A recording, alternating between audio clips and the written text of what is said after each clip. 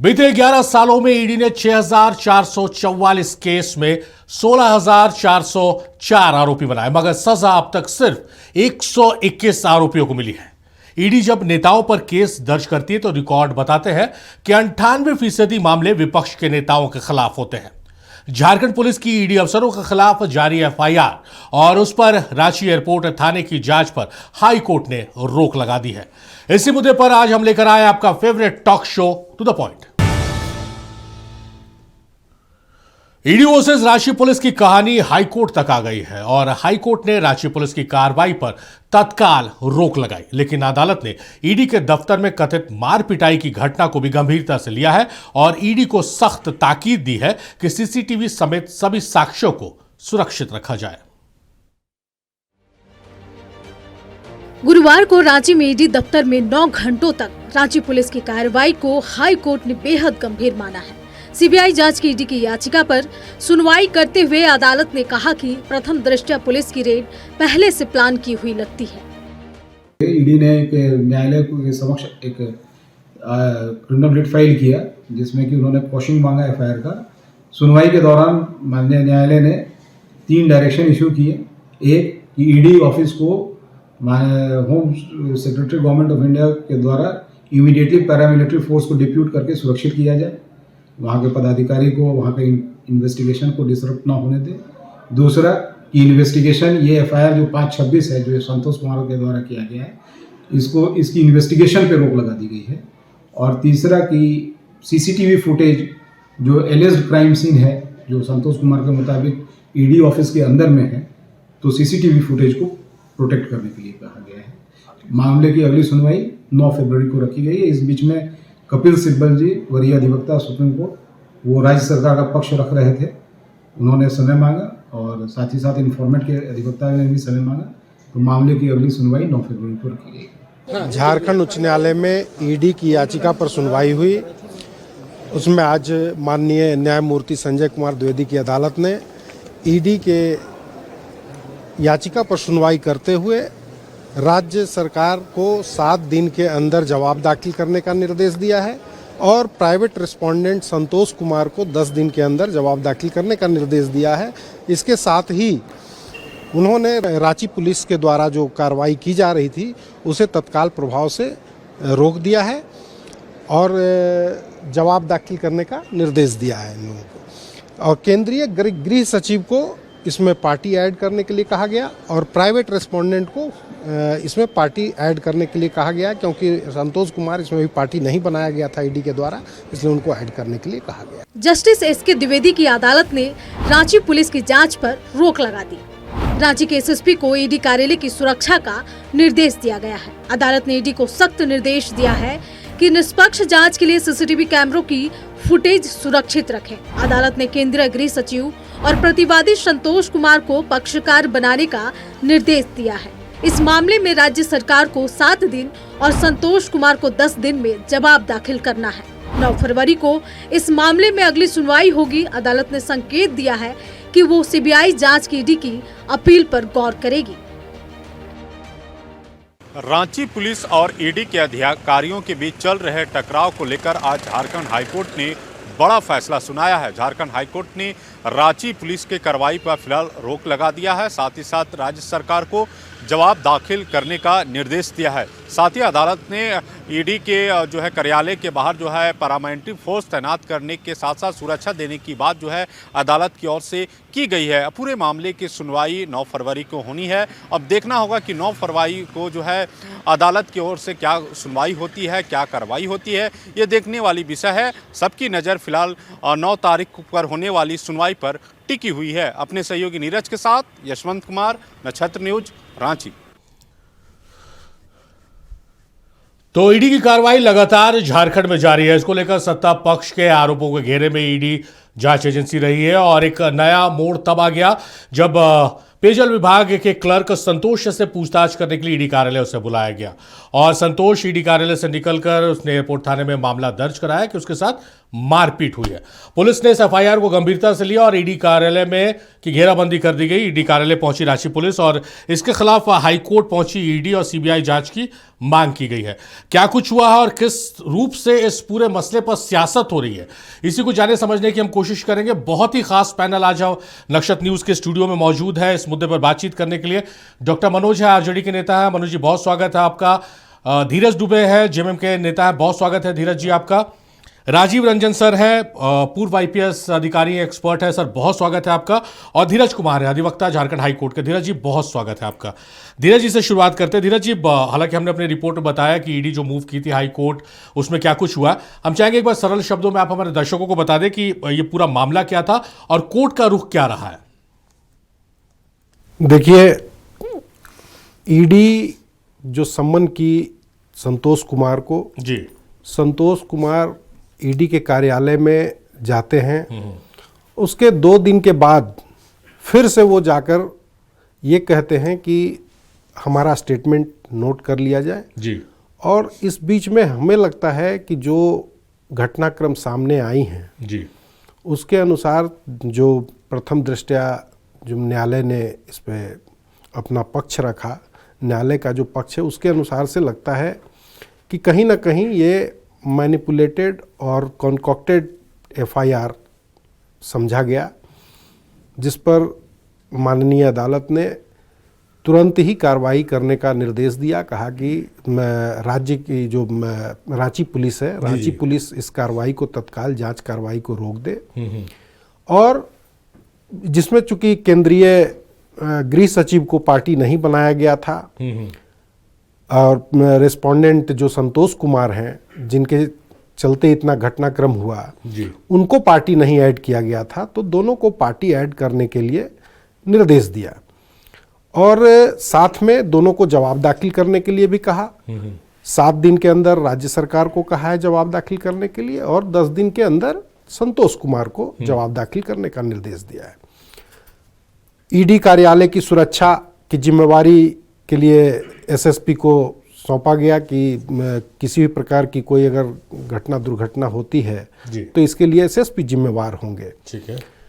और वहाँ पारामिलिट्री या किसी भी केंद्रीय एजेंसी के जो फोर्स हैं उनको लगाने का निर्देश दिया गया ताकि वहाँ की सुरक्षा कायम रहे। सीसीटीवी फुटेज को प्रिजर्व करने के लिए कहा गया है ताकि एविडेंस को मिटाया नहीं जा सके और उसको प्रस्तुत किया जा सके, ताकि ये पता चल सके कि कहाँ त्रुटि हुई है और किन बातों को लेकर ये मामला आगे बढ़ा है। तो इन सब बातों को लेकर आज माननीय न्यायालय ने जो आदेश दिया है उसके बाद 9 फरवरी का इस पर विस्तृत सुनवाई के लिए समय रख दिया है। चलिए, तो कोर्ट में सुनवाई हुई है और ईडी रांची एसएसपी को ये कोर्ट का निर्देश है कि आप ईडी कार्यालय की सुरक्षा बढ़ाइए। हम एक बार राजीव रंजन सर का रुख करते हैं। पूर्व आईपीएस अधिकारी हैं, अलग अलग पदों पर रहे हैं और एक्सपर्ट है इस पूरे मामले में। सर, किस रूप में आप देख रहे हैं जो स्टेट वर्सेस और सेंट्रल एजेंसीज हो रही है, चाहे बंगाल में हो चाहे झारखंड में इसकी शुरुआत हो गई है, आप किस रूप में इसको देख रहे हैं सर? एक्चुअली मैं एज ए पुलिस ऑफिसर जब देखता हूँ ऐसी खबरों को, तो ये आने वाले दिनों के लिए बहुत अनफॉर्चुनेट है, क्योंकि चाहे सेंट्रल एजेंसीज हों या स्टेट पुलिस हो, यही आईपीएस ऑफिसर सेंट्रल एजेंसीज में भी जाते हैं। जैसे अभी तक की परिपाटी रही है कि सीबीआई जो सेंट्रल एजेंसी है उसमें यहीं के आईपीएस ऑफिसर, सब स्टेट के ही आईपीएस ऑफिसर ऑन डिप्टेशन जाते हैं। तो बीइंग ए पुलिस ऑफिसर सबको चाहिए कि ऐसा एक्ट कोई नहीं करे कि कहीं बाहर से देखने में पॉलिटिकली मोटिवेटेड एक्ट हो। ये हम लोगों का दायित्व बनता है। इसी कंसेप्ट पे ऑल इंडिया सर्विसेज आया था कि ऑल इंडिया सर्विसेज के जो भी ऑफिसर्स हैं उनका एक्ट इम्पार्शियल दिखना चाहिए, क्योंकि सरकारें आती जाती रहती हैं, गवर्नमेंट 5 साल के लिए आती हैं जाती हैं। क्योंकि अभी हाल के दिनों में आप देखे हैं कि जहाँ जहाँ अपोजिशन की सरकार है, केवल झारखंड में ही नहीं, अभी बंगाल का आप घटना देखें, वहाँ भी ईडी विवाद में है।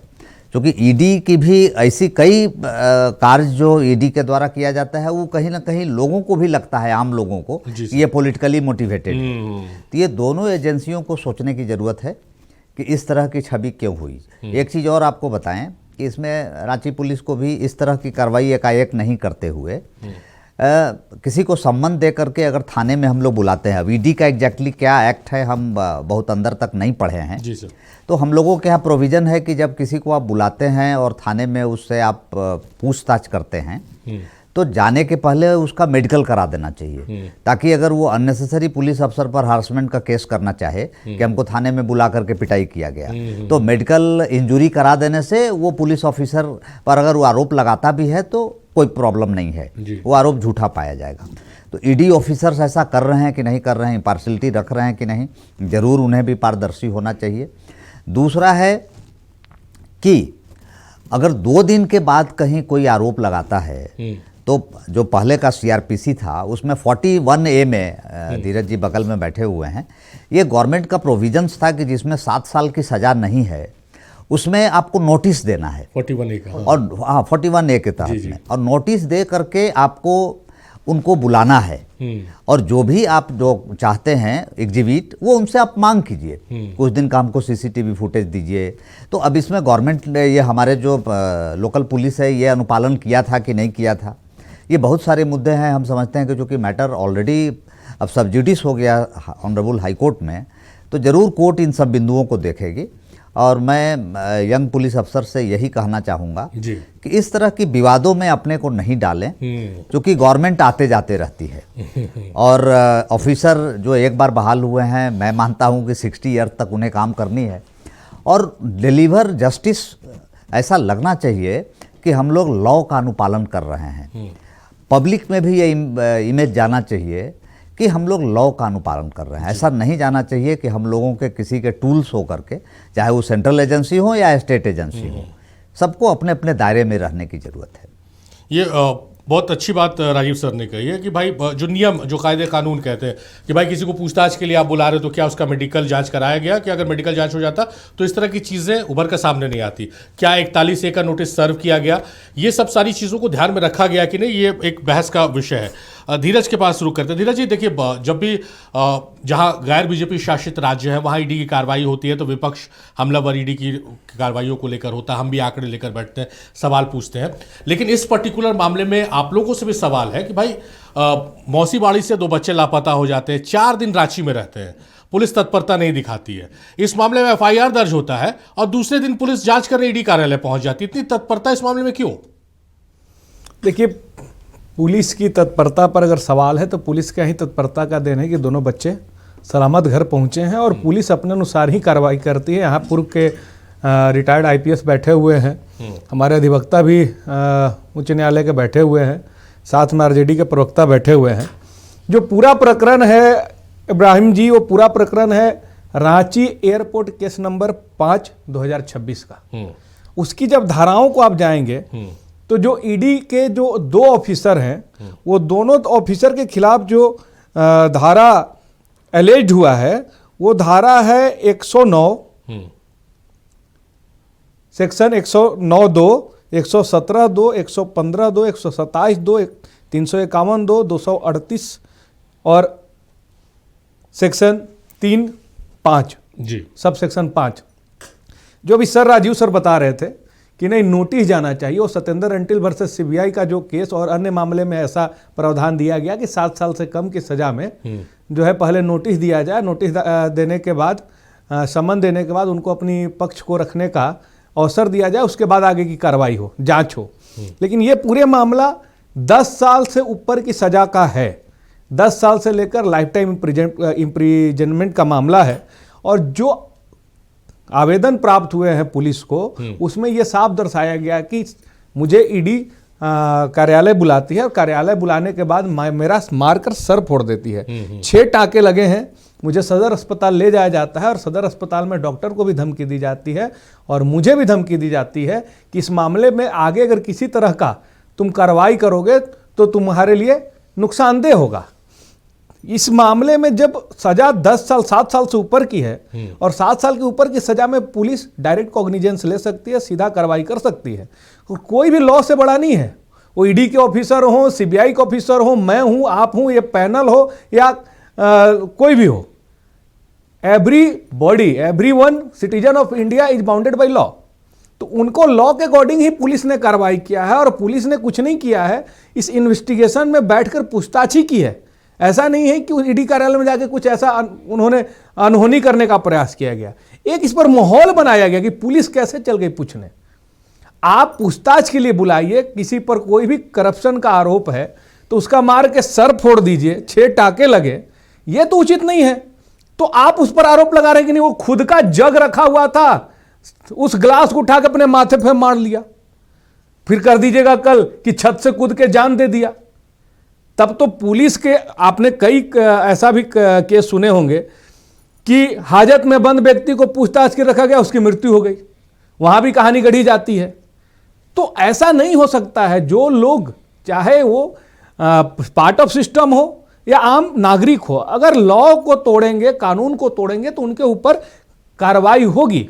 और कार्रवाई होने के बाद अगर वो न्यायालय में गए थे तो क्वैशिंग ऑफ इंटायर क्रिमिनल प्रोसीडिंग के लिए गए थे, और उस क्वैशिंग में जब ये आज गए तो उसमें राहत मिली है।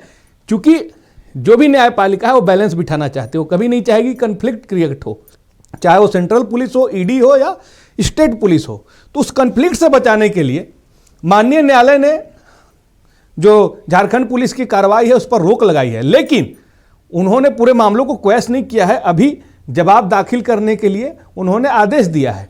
इसके साथ साथ उन्होंने ये भी कहा कि ईडी भी अपने कार्यालय की सीसीटीवी फुटेज और बाकी चीज़ों को संरक्षित रखेगी, ताकि आगे की जब कार्रवाई हो तो यह सुनिश्चित हो सके कि संतोष कुमार के साथ मारपीट हुआ है कि नहीं। क्योंकि संतोष कुमार भले ही करप्शन के चार्ज में एलिज्ड हैं, लेकिन वो उनकी पर्सनल लाइफ और लिबर्टी को ख़त्म नहीं करता है। आर्टिकल 21 जो है हमारा कॉन्स्टिट्यूशन का, वो उन पर भी लागू होता है और उनके लाइफ के साथ खिलवाड़ नहीं किया जा सकता है, ये भी कोर्ट ने कहा है। तो पूरी तरह से बात रही ईडी की, तो ईडी क्या कर रही है। ईडी को माननीय सर्वोच्च न्यायालय ने तोता बनने को मना किया है कि आप किसी के तोता ना बने, किसी सरकार के पोपट ना बने। ऐसे ऐसे कमेंट ईडी पर किए गए हैं। और अभी आपने तो सीबीआई को बोला था, आप लोगों भी जब ईडी को भी बोला है सर, अरविंद केजरीवाल के मामले में धूर्त की तरह काम ना करें, धूर्त की तरह काम, पर तोता बात वही होता है, पोपट हो, तोता हो और धूर्त की तरह काम ना करें, या कह सकते हैं कि पॉलिटिकल वेपन्स की तरह ना काम करें। तो ये तो ईडी को सोचना चाहिए।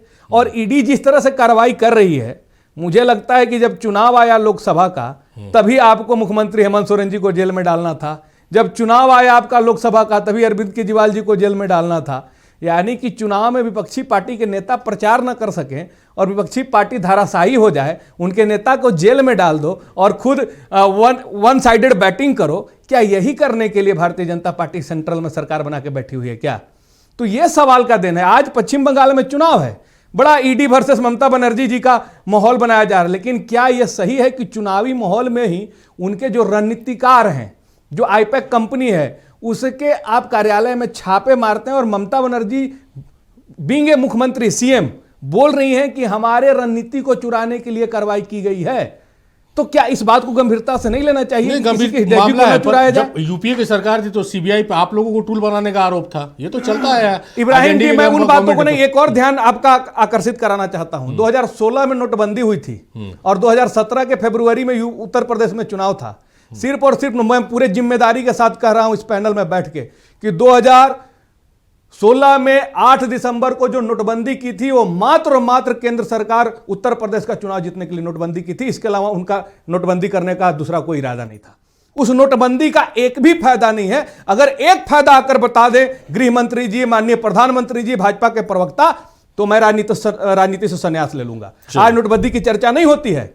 उस समय भी ऐसा दिखाया गया था कि पूरा जाली नोट बाहर कर देंगे तो नक्सल टेररिस्ट खत्म हो जाएंगे, उनकी फंडिंग खत्म हो जाएगी, अमीर तबके अमीर हो गए हैं, वो भूखे मर जाएंगे। गरीब तबकों को एक भावनात्मक खुशी देने का प्रयास किया गया और सिर्फ ये कार्रवाई की गई थी कि भारतीय जनता पार्टी को बैकडोर से पैसा आया, नया करेंसी, और वो चुनाव लड़े और चुनाव जीते यूपी का 2017 में। और बाकी दूसरी पार्टियों को चलिए ये नुकसान दूसरा होगा। मुद्दा, हम लोग मुद्दे से मुद्दा नहीं है, मुद्दा सारा एक ही है इब्राहिम जी, और सुनने के लिए थोड़ा समय दीजिए, जनता तक ये बात जानी अच्छा, चाहिए आपको आपके पास कि आएंगे। कैसे पूरा आप माहौल बोलिएगा, आप अपने मुद्दा हिसाब समय से देंगे। फ्रेम किया जाता है। ईडी के अफसर को अपना पॉलिटिकल हथियार बनाना बीजेपी बंद कर दे, चलिए। नहीं बंद करेगी तो जनता भारत की जागेगी और एक दिन ईडी को और भारत सरकार को भी जवाब देना पड़ेगा। सुप्रीम कोर्ट भी बार बार चेतावनी दे रही है, मामला अगर सर से ऊपर चला गया तो शायद ये केंद्र सरकार के लिए भी बहुत पेचीदा हो जाएगा। चलिए डॉक्टर मनोज का रुख करते हैं। मनोज साहब, जो धीरज जी से मेरा सवाल था, हालांकि वो सवाल का जवाब नहीं मिला।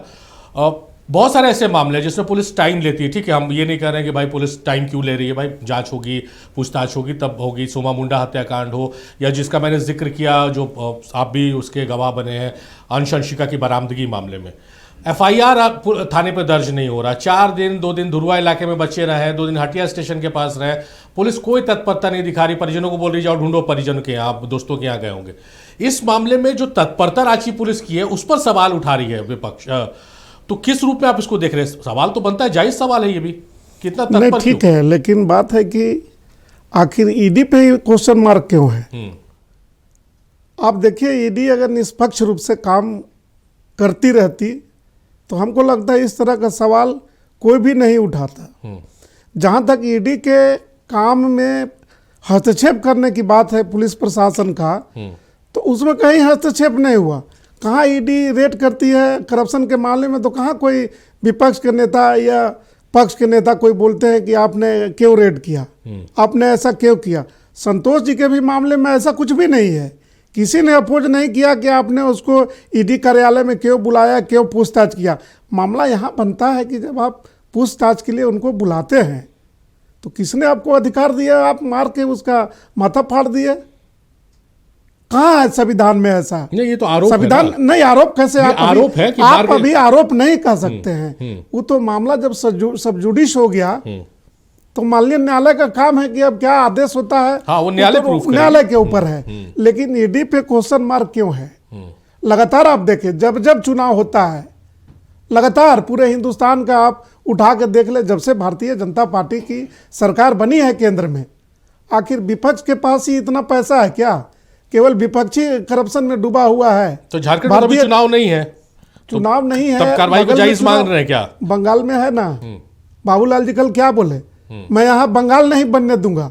आप क्या कह रहे हैं? आप क्या कहना चाहते हैं? इसलिए ईडी पे क्वेश्चन सिर्फ इसलिए है, पुलिस प्रशासन कहीं भी इसमें नहीं है, लेकिन जब थाना में एफआईआर होता है तो स्वाभाविक है कि पुलिस प्रशासन जांच करेगी, जांच कर सकती है, वो अपने नियम के दायरे में, कानून के दायरे में वो काम कर रही है। लेकिन ईडी को भी निष्पक्ष रूप से केवल भारतीय जनता पार्टी के कहने पर, इशारे पर अगर वह काम करती है ईडी या ईडी के अफसर, तो हमको लगता है ये कानून सम्मत नहीं है। और सारे लोग जान रहे हैं इस बात को, पूरा हिंदुस्तान जान रहा है। इसलिए निष्पक्ष रूप से ईडी को भी काम करना चाहिए, जिनका जो रूल के तहत, रेगुलेशन के तहत जिनका वर्क है वो करे, तो फिर इस तरह की बातें नहीं होगी। और मामला अब चला गया है माननीय न्यायालय में, तो माननीय न्यायालय का जो आएगा ऑर्डर, जो वहाँ से आदेश होगा, वो सर्वमान्य होगा। चलिए, तो ईडी वर्सेस स्टेट पुलिस है और मामला कोर्ट में चल रहा है। कोर्ट में आज जो सुनवाई हुई उस पर हमने अभी जिक्र किया और अधिवक्ता धीरज कुमार ने सरल शब्दों में बताया कि आज कोर्ट में क्या कुछ हुआ है। अब ईडी के आंकड़े, ईडी की कार्रवाइयों पर जो सवाल उठते हैं उस पर हम चर्चा करेंगे। तो झारखंड में चल रहे ईडी और रांची पुलिस प्रकरण पर बीजेपी प्रवक्ता अजय शाह ने सरकार पर जमकर निशाना साधा। अजय शाह ने कहा है कि एक घोटालेबाज की शिकायत पर पुलिस एफआईआर पर इतनी रेस हो गई कि केंद्रीय जांच एजेंसी के कार्यालय पर छापा मार दिया। वहीं कांग्रेस प्रवक्ता राकेश सिन्हा का कहना है कि ईडी की कार्रवाई पर पूरे देश में सवाल उठ रहे हैं। पुलिस तो ईडी दफ्तर जांच करने के लिए गई थी। जरा सोचिए कि एक राज्य में अगर केंद्र की एजेंसी के अधिकारी सुरक्षित नहीं है तो वहां पर आम आदमी का क्या हाल हो रहा है। और जिस तरीके से संतोष कुमार के प्रकरण में रांची पुलिस एक्टिव हुई है, इससे साफ मालूम चल रहा है कहीं ना कहीं बहुत बड़े लोग इस पूरे के पूरे षड्यंत्र के पीछे हैं, क्रिमिनल कॉन्स्पिरेसी के पीछे हैं। और इनका पूरा जो गोल है वो ईडी के ऊपर में दबाव बनाने का था, ताकि प्रेशर डाल करके मन चाहे काम यहाँ पर कर सके।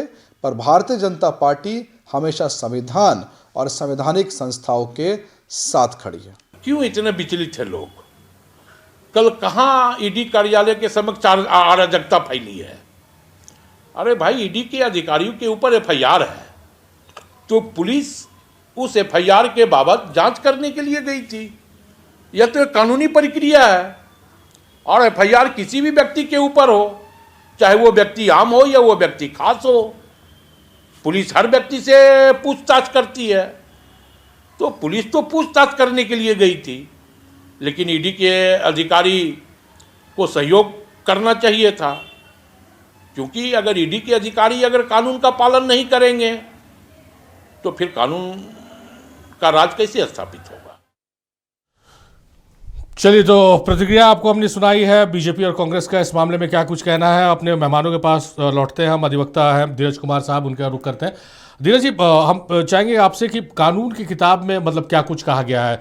जो रांची पुलिस की कार्रवाई थी या ईडी जो सर राजीव सर बता रहे थे, क्या उन सब चीज़ों का इस पूरे पर्टिकुलर संतोष वाले मामले में दोनों तरफ से उन चीज़ों का पालन किया गया है? देखिए, न्यायालय का मानना है जी कि कोई भी केंद्रीय एजेंसी हो या राज्य की जांच एजेंसी हो, जी कोई कानून से ऊपर नहीं है। सभी को राज्य की संप्रभुता का, राज्य के जो उनका सम्मान है जी उनको बनाए रखना है। अगर वहाँ कहीं भी टकराव होता है जी। केंद्रीय एजेंसी और राज्य की जो जांच एजेंसियां हैं उनके बीच, अक्सर ये बहुत पहले से कई मामलों में माननीय सर्वोच्च न्यायालय ने भी कई आदेश दिए हैं।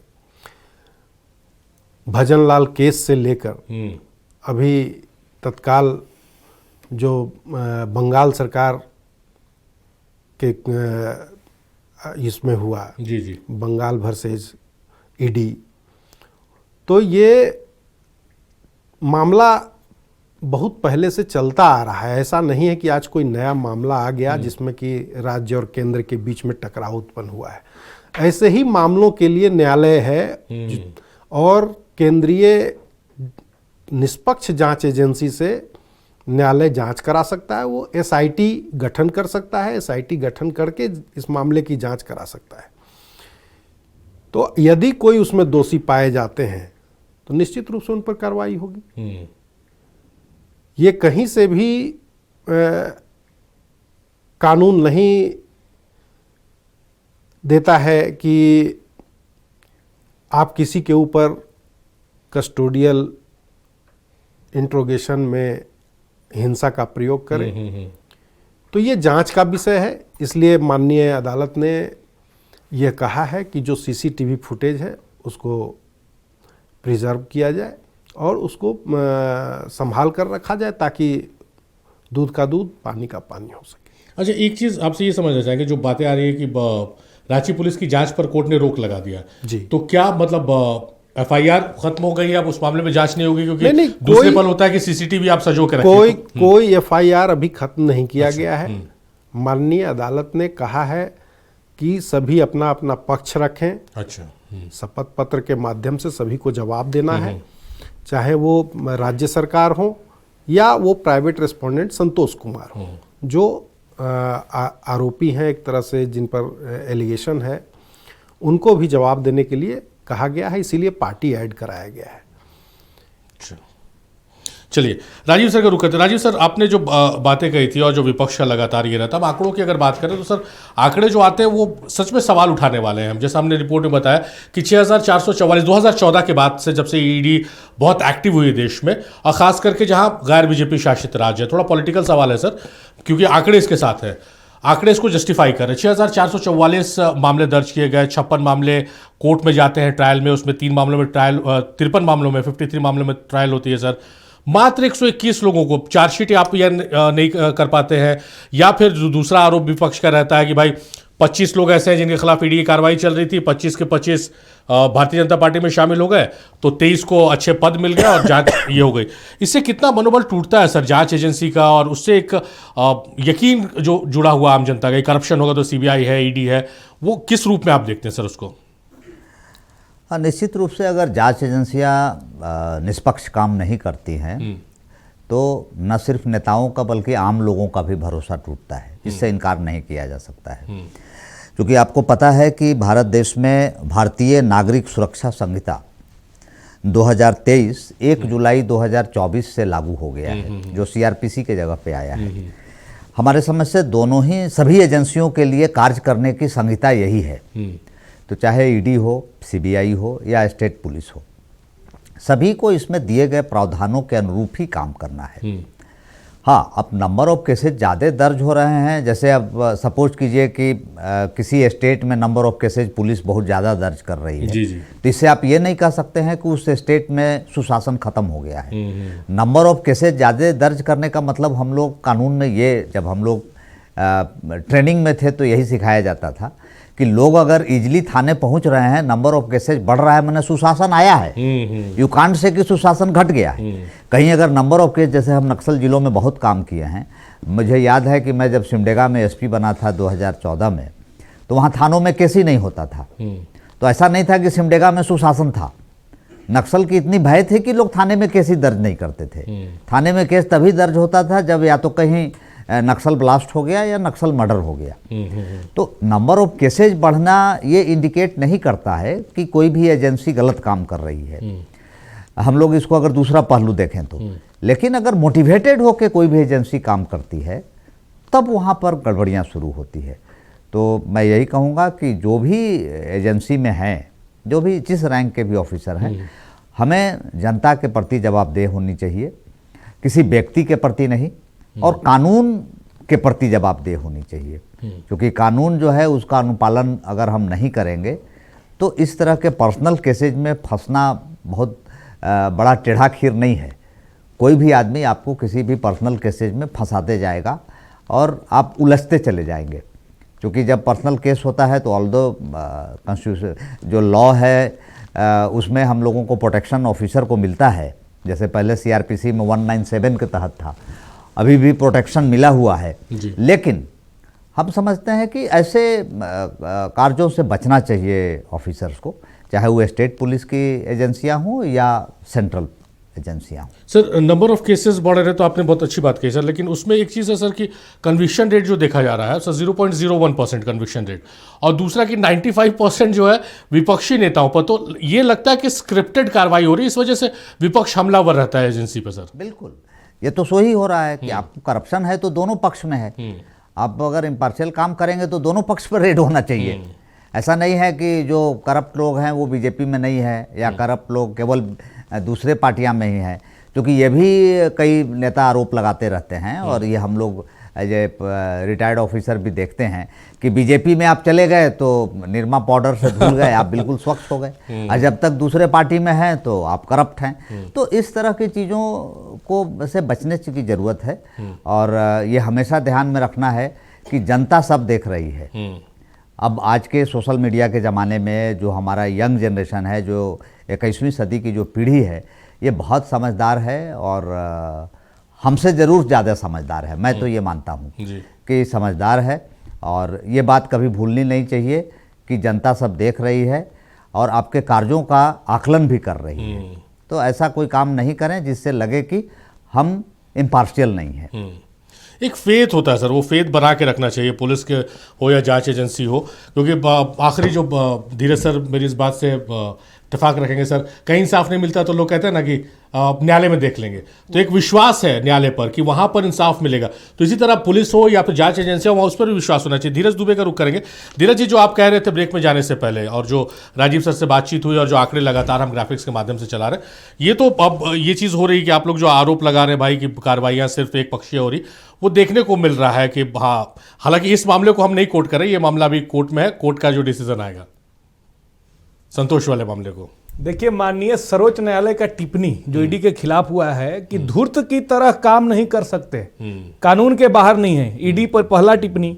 दूसरा टिप्पणी कि लोगों के मौलिक अधिकार का ख्याल रखें। तीसरा टिप्पणी कि राजनीतिक लड़ाई के लिए एजेंसी का इस्तेमाल मत कीजिए। ये किसको बोला गया है? ये भाजपा की केंद्र सरकार को बोला गया और ईडी को माननीय सर्वोच्च न्यायालय के द्वारा टिप्पणी किया गया है।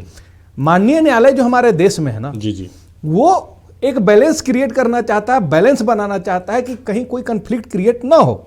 लेकिन जब कोई अपने दायरे से बाहर निकलकर और मनमानी करने लगता है तो न्यायालय उसमें हस्तक्षेप करता है।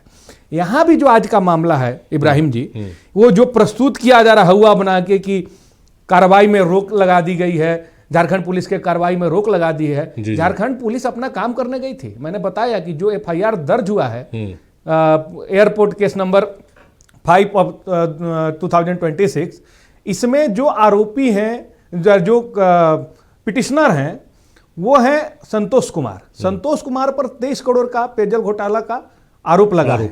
आरोप लगा है, आरोप सिद्ध हो, उनको कानून के तहत जो कार्रवाई करना है वो आगे किया जाए। लेकिन उनका जो मारकर सर फाड़ा गया, उसके खिलाफ जो पुलिस में वो कंप्लेन दर्ज किए हैं, कई धाराएं उसमें दर्ज की गई है और उस धारा में 10 साल से लेकर आजीवन कारावास तक की सजा है। उसी में पुलिस कार्रवाई करने गई थी और कहीं भी ईडी कार्यालय में किसी तरह का कोई विवाद उत्पन्न नहीं हुआ है और किसी तरह का कोई कह सकते हैं तोड़ फोड़ या अराजकता फैलाने की प्रयास नहीं हुई है। झारखंड पुलिस गई, जो नामित आरोपी थे, ईडी के जो अफसर थे, उनके खिलाफ पूछताछ की। अब वो अगले दिन माननीय उच्च न्यायालय चल गए और उच्च न्यायालय गए थे कि हम केस को क्वैश करा देंगे। माननीय न्यायालय ने केस को क्वैश नहीं किया है। कन्फ्लिक्ट रोकने के लिए उन्होंने कहा कि झारखंड पुलिस अपनी कार्रवाई को बंद करेगी। उन्होंने यह भी कहा है कि ईडी ऑफिस में सारे सीसीटीवी फुटेज को संरक्षित किया जाए, रिजर्व किया जाए। और उन्होंने जवाब दाखिल करने के लिए राज्य सरकार को और पिटिशनर संतोष कुमार को समय दिया है। ये दर्शाता है कि माननीय न्यायालय अब इस केस पर नजर बना के रखी है।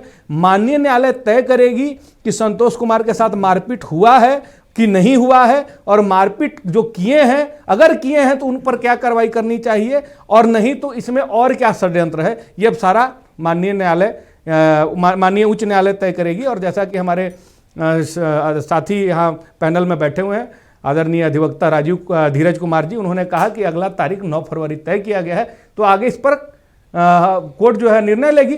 लेकिन ये कहीं से भी नहीं है कि यहाँ पे झारखंड पुलिस को आईना दिखाया गया है। जो भी कॉग्निजेबल ऑफेंस होंगे वहां पे पुलिस को कार्रवाई करना पड़ता है और 7 साल से कम की सजा में नोटिस होती है। 7 साल के जो ऊपर के सजा होते हैं उस पर डायरेक्ट कॉग्निजेंस से लेकर पुलिस अपना काम करती है। ये 7 साल से 10 साल से ऊपर का सजा और आजीवन कारावास तक का मामला था।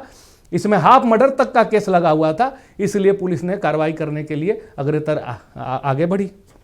चलिए मनोज जी का रुक करते। मनोज जी, एक कल मैं ट्वीट पढ़ रहा था, विपक्ष इस मामले में हमलावर है। खास करके बाबूलाल मरांडी ने केंद्रीय गृह मंत्रालय को संबोधित करते हुए मांग की है कि भाई ये यहाँ रांची पुलिस की कार्रवाई चल रही है, आप अतिरिक्त फोर्स यहाँ भेजिए। क्या मैसेज जाता है? क्योंकि बाहर के लोग अगर पढ़ेंगे तो एक अलग नैरेटिव सेट होता है कि भाई स्टेट वर्सेस सेंट्रल फोर्सेस हो गया है और ज़्यादा फोर्सेस मांगे जा रहे हैं। इसको किस रूप में आप देख रहे हैं? देखिए, भारतीय जनता पार्टी जो काम कर रही है, जो उनका नीति है और जो नियति है, सब सर्वविदित है, देश के तमाम लोग जान रहे हैं। अभी सर ने भी बोला कि पक्षपात, आते हैं आप जब से लगातार जो है ईडी पक्षपात करती है। आप देखिए झारखंड के कई मैं नाम गिना सकता हूँ। भानु प्रताप शाही जब वो पार्टी में नहीं थे, बीजेपी में, तो लगातार भारतीय जनता पार्टी के क्या क्या नहीं बोला, जेल भी हो गए। लेकिन जैसे ही भारतीय जनता पार्टी में वो सम्मिलित हुए, केस साफ हो गया, निर्मल पाउडर से धुला गए।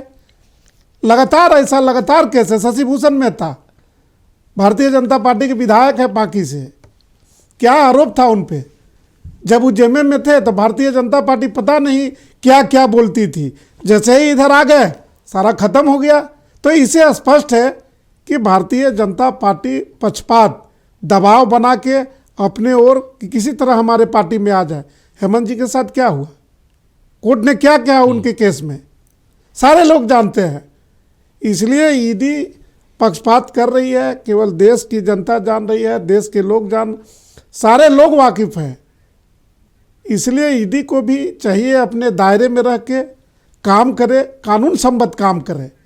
किसी के कहने से, किसी को बोल देने से अगर आप काम करते हैं तो जनता है, सब जानती है। आप कुछ भी कर लेंगे, जनता इसका जवाब देगी। चलिए, धीरज जी कुछ कहना चाह रहे थे। धीरज जी आप कुछ कहिएगा और मेरा सवाल भी ले लीजिए। आप अपनी बात मुकम्मल कीजिएगा, अभी हम ग्राफिक चला रहे हैं। पूरे भारत में सबसे ज्यादा अगर ईडी की कहीं पर कार्रवाई हो रही है, सबसे ज्यादा मामले दर्ज हुए तो झारखंड में है। ये लड़ाई जो है ये किसी एक एजेंसी की नहीं है, ये लड़ाई राज्य और केंद्र एजेंसी की जो चलती है ना, इसमें अधिकार की लड़ाई है और जवाबदेही की लड़ाई है, संविधान के संतुलन की लड़ाई है। ये लड़ाई अक्सर ही होता रहता है और न्यायालय ही हस्तक्षेप करके इस मामले में कुछ आदेश देती है। तो न्यायालय का ही अब आदेश का इंतजार किया जाए और 9 फरवरी तक हम लोग को इसका इंतजार करना होगा कि इस मामले में क्या रिजल्ट आता है। चलिए धीरज जी, धीरज दुबे जो जेएमएम से है, धीरज जी आपके लिए वही सवाल था, आप कुछ कहना भी चाह रहे थे। और सबसे ज़्यादा कार्रवाइयाँ जो है, मामले दर्ज है, वो झारखंड स्टेट में है। देखिए, मैं यही कहना चाह रहा हूं कि भारतीय जनता पार्टी प्रत्यक्ष या परोक्ष रूप से सत्ता को अपने अनुसार चलाना चाहती है। इसका सबसे बड़ा उदाहरण है कि जब हेमंत सरकार प्रथम जब चल रही थी तो कैसे राजभवन का खेल किया गया, उसके बाद ईडी की कार्रवाई का खेल किया गया और अभी भी ईडी का कार्रवाई हो रहा है। वहीं दिल्ली में आपने देखा कि माननीय सर्वोच्च न्यायालय का फैसला आने के बाद फिर से कानून लाकर और वहां के उपराज्यपाल को सारी शक्तियां देना, यानी कहीं ना कहीं अपरोक्ष रूप से, माने परोक्ष रूप से जो है वो सरकार चलाने का प्रयास जो है भारतीय जनता पार्टी करती है।